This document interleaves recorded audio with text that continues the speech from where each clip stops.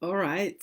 Um, this is a very long time ago that I have done something like this, but if you follow me on Instagram, then you will have heard me say this morning that it's my intention to go a lot more live because I really want to show you my different products. I want to show you my club. I want to show you my apps. I want to teach you about homeopathy. I really, really want to share these tools with you that I have worked on for hundreds of hours. Um, but then I also thought, okay, how can I make it a little bit more interesting? And then I thought maybe I should introduce myself in a different way too.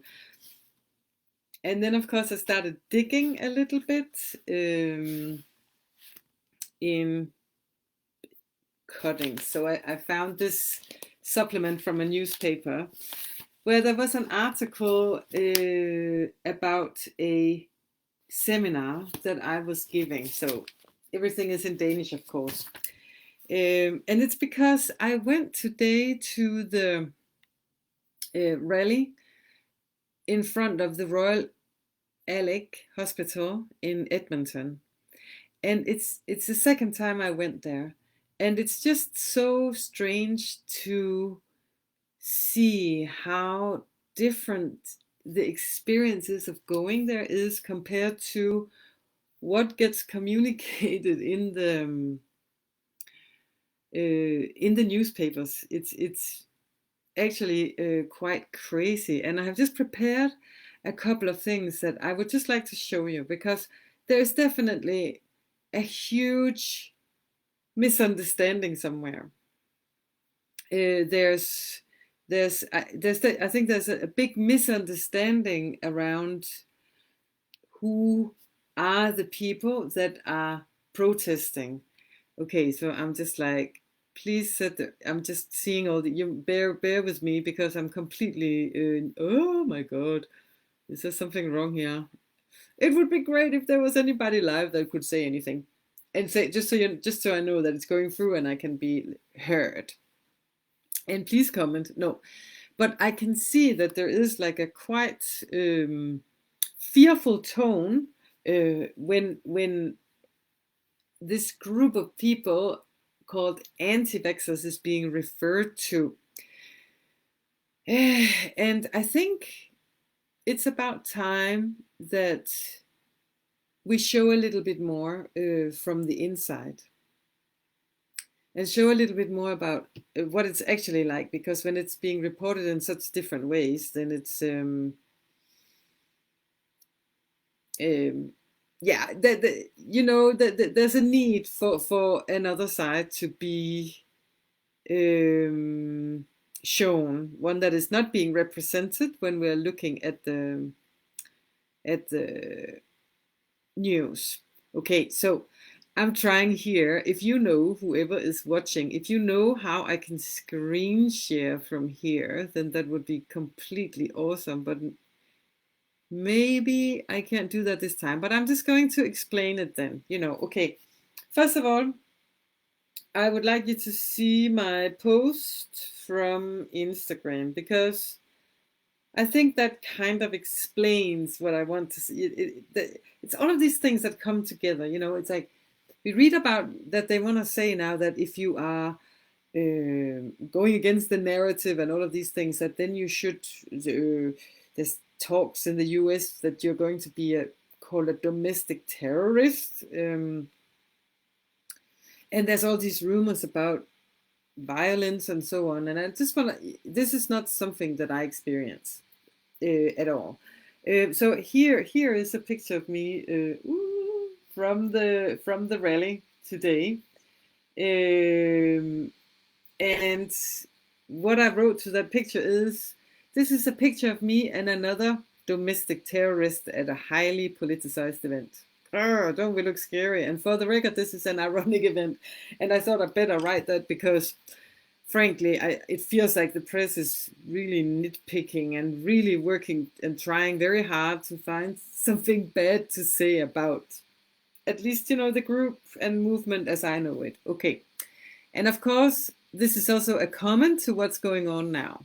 I was at a local peaceful event today that only annoyingly got interrupted by a group that I identify as pro-science, and I have spelled science with a dollar sign because that's how we know the difference, because I'm pro-science. I have a degree in science, but there's different types of science. There's science that has been bought and that is being sponsored, and then there's good, solid science. And it's not always that the two things can, that one study can be the same thing at the same time, both things at the same time. So that's a problem. But they were there and they played some loud music and it was really annoying, but luckily the music was great, that was good. But it was very loud and it was a bit much, but thankfully the police told them to tone it down. And in the meantime, I participated in more than one conversation about the importance of sending love to the other side. And this is what I find, this is the first time actually where I have met this opposition kind of like rally, so that we go there to say something and then there's some people standing on the other side of the road saying the opposite. It's the first time I experienced, and it was a new situation, you can say. But, spontaneously on that side of the road where we were standing, we had conversations about, we can't blame these people for being like this and we need to send love. So that's what's going on the pavement there. And before I left, and I think that's really important also, before I left, I went up to a police officer and I asked him if he knew of any incidents, if there had been any incidents, if they knew of any ambulances that had been blocked or any staff or patients that had been blocked. And he said no, he hadn't heard of anything. So that was that. So thank you for that, and have a nice day. So it's just a little bit strange then to come home. And now I would really have liked to be able to screen share, but you can also, maybe I'll just see, can I just share the link here? Write a comment, yes I can. Here, oh, I can also make a link to my Instagram post. Okay, so that's possible. Okay, so but this is the link for the article that I'm looking at. That's the one from Edmonton News, and it says protesters against COVID-19 restrictions vaccines gather outside Royal Alexandra Hospital. Okay, so there is a very sober description of the situation and what was going on. But then there's also this comment here. Today's protest must in no way obstruct the important operations of our hospitals, including the arrival and departure of emergency vehicles and workers. Blocking an ambulance is most definitely not peaceful protest, Kenny said. In Alberta, local law enforcement is fully empowered to enforce the law in a timely fashion, including the potential use of Critical Infrastructure Defense Act. Okay, so the story is that they were scared of having to do this, but also that they didn't have to do it. And it just seems a little bit unfair, frankly, to report it this way, because it really draws this group that I'm with there and that I meet up there with there as being something else than what we are. So then there is a story here about a nurse that they talk to, and there's an exchange that is being reported. I wasn't there, I didn't see it, but it's a nurse that does not like that we were standing there. And of course I understand that it's not everybody that's going to think that it's great that there's protesters standing outside your place of work, and at a time where there's so much going on and you're exhausted and you're insecure about your future and so on. But of course, the reason why we're there is to support the nurses. And also I can say that when I held up my sign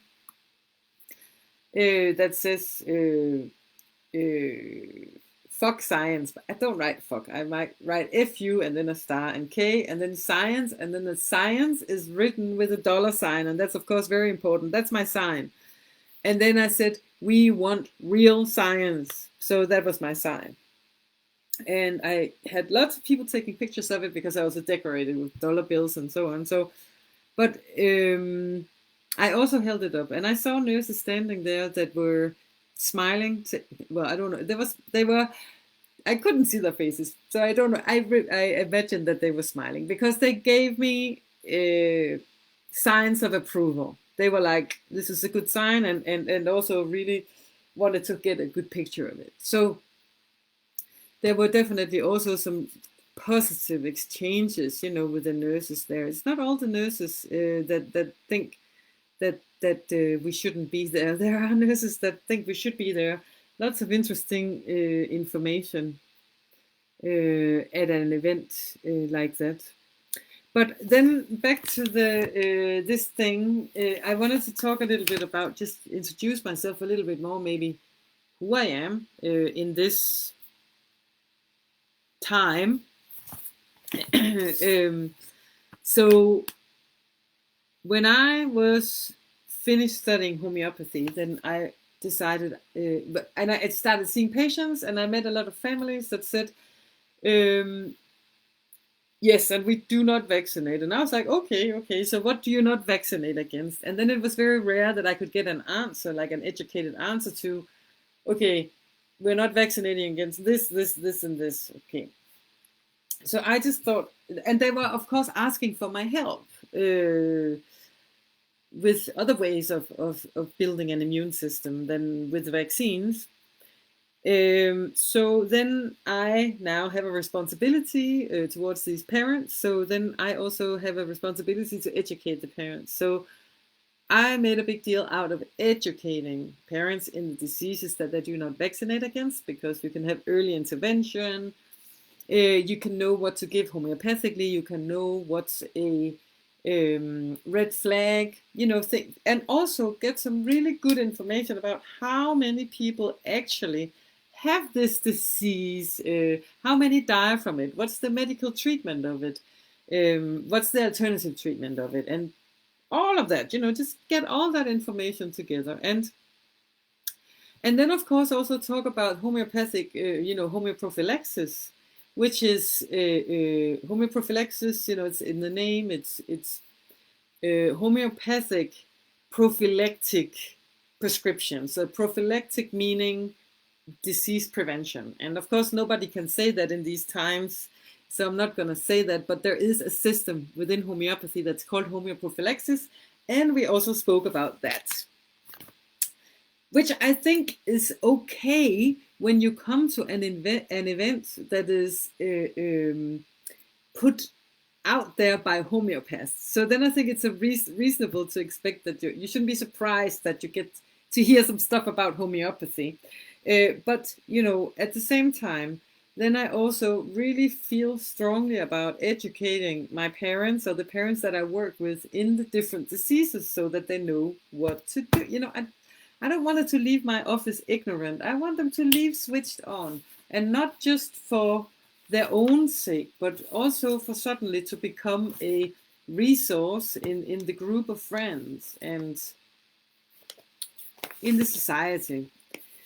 So that whole thing, all that education was a part of my course as well. And I was like, okay, this first part of this seminar or course, or however you want to put it, I just thought to myself, okay, this is actually information that you just as well could get from your GP, because disease is disease, and the names are the names, and so on. So really good, solid, education in that. So I'm like, okay, I'm really proud of teaching this, and I'm really proud of the parents that take their time and sit down and learn about this. And I'm like, this information about the diseases, all parents should have it, whether they vaccinate or not, because the vaccines are not perfect either.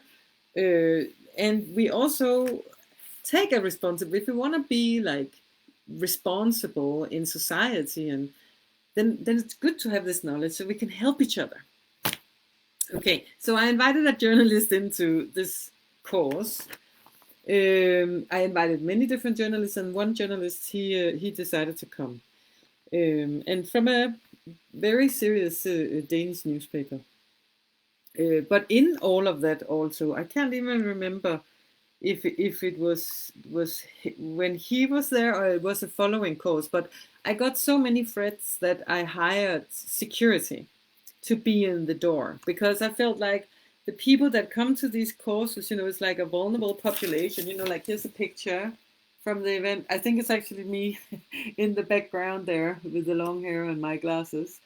So it's mothers, new mothers, pregnant ladies, and so I don't want to imagine some threat that is coming to me, after receiving threats for putting this course up, which of course controversially was named Seminar for Parents Who Do Not Vaccinate. Okay, so, but I just thought I don't want to, let's speak directly here, and also because from my perspective, I'm like, I don't have anything to hide. It's quality stuff, but it did attract a lot of attention, and it did lead to the decision to get professional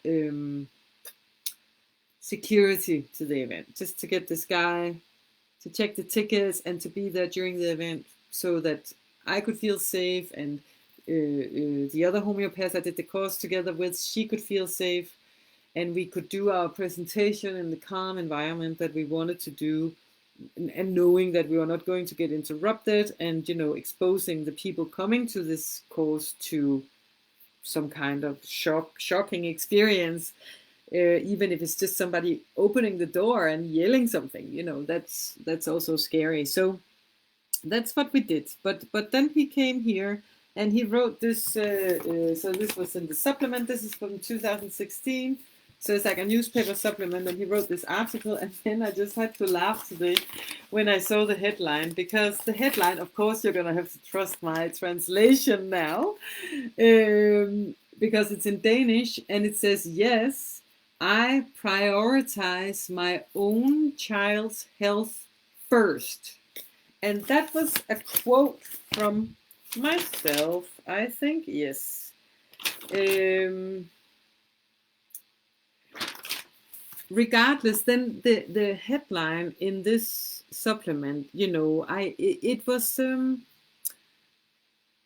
maybe it felt a little bit sharp. It had a little bit of an accusatory tone to it. Like, oh my God, look at these selfish people that actually prioritize their own children's health first. My God, we can't do that. We have to think about everybody's health.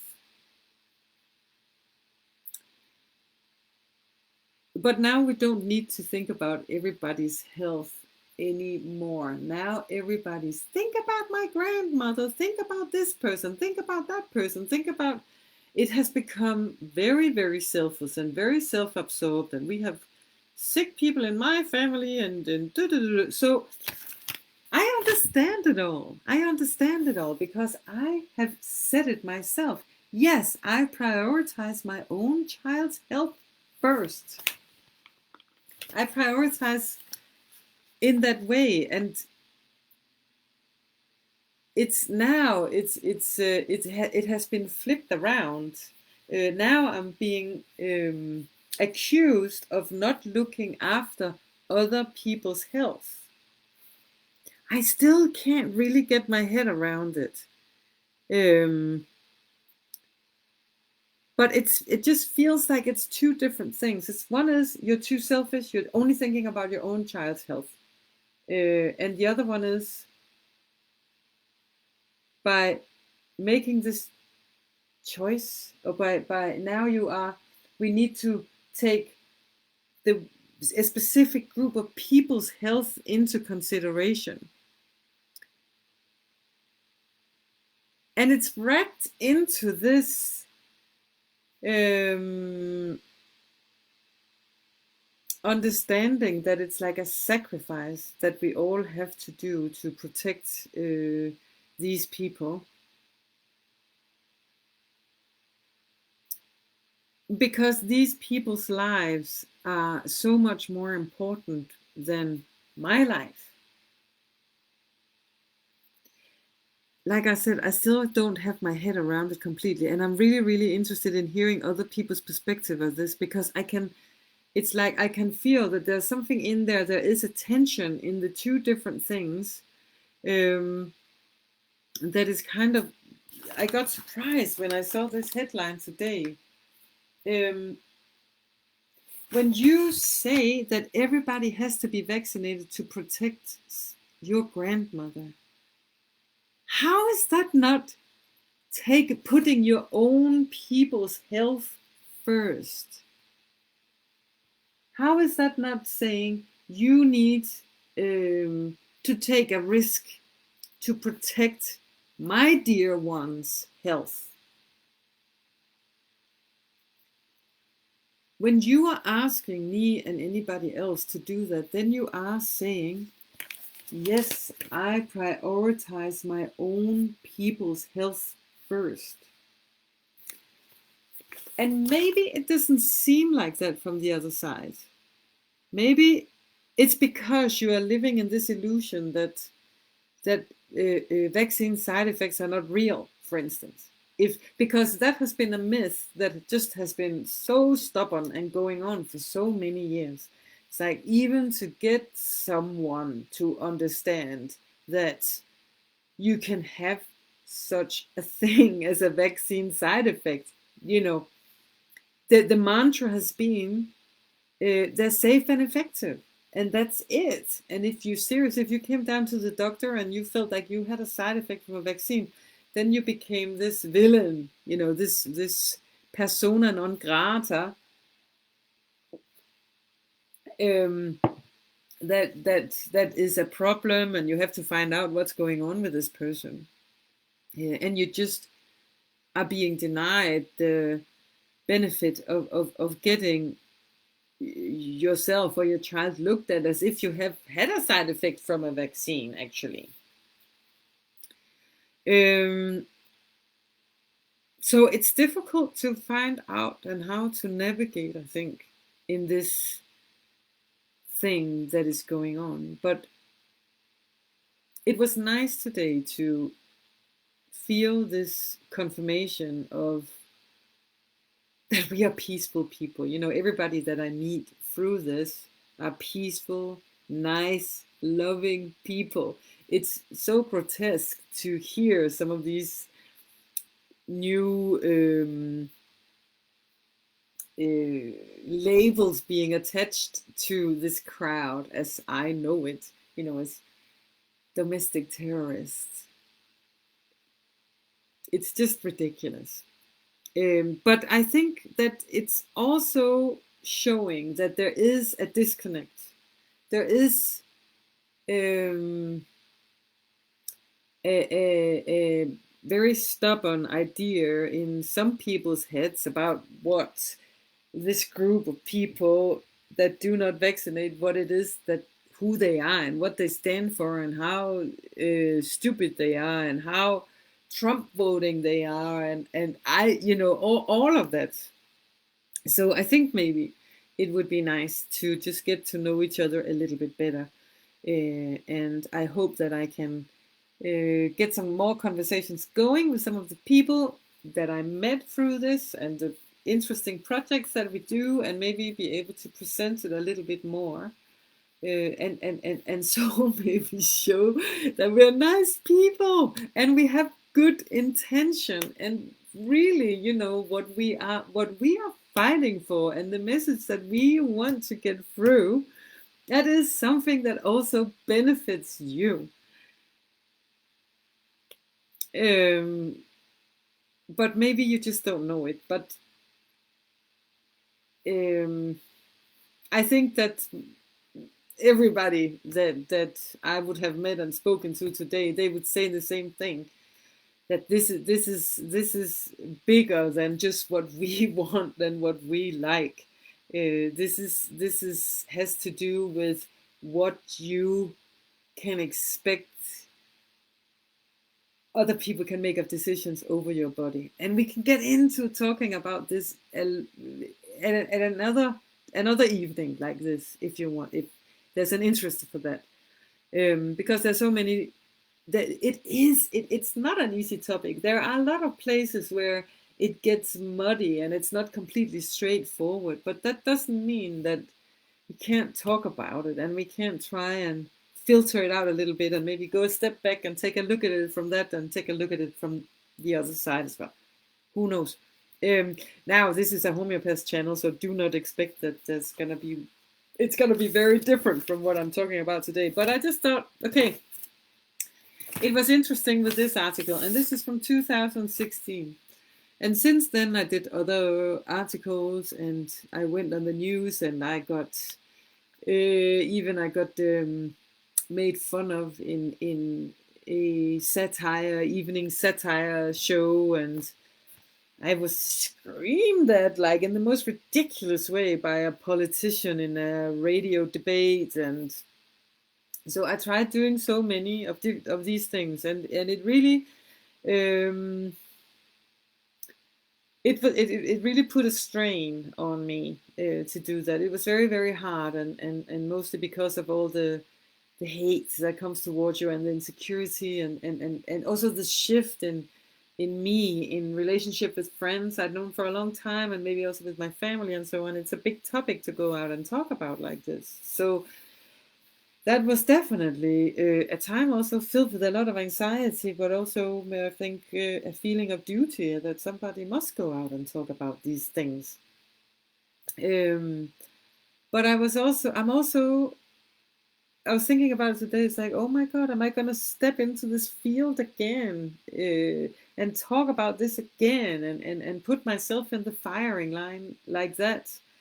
It's, I, you know, it's not a desire that I have, I have to say, but maybe there is another angle on it. And that's the one I would like to try and find here. And that is also to say that, okay, so this is from 2016, so I have been in this field for quite some time, and okay, maybe there's been the odd moron that I met on the way. Of course there is, but no, most of all, I have to say this is a peace-loving crowd that want good things for us, for everybody, and have like a stronger need to have a closer connection to nature.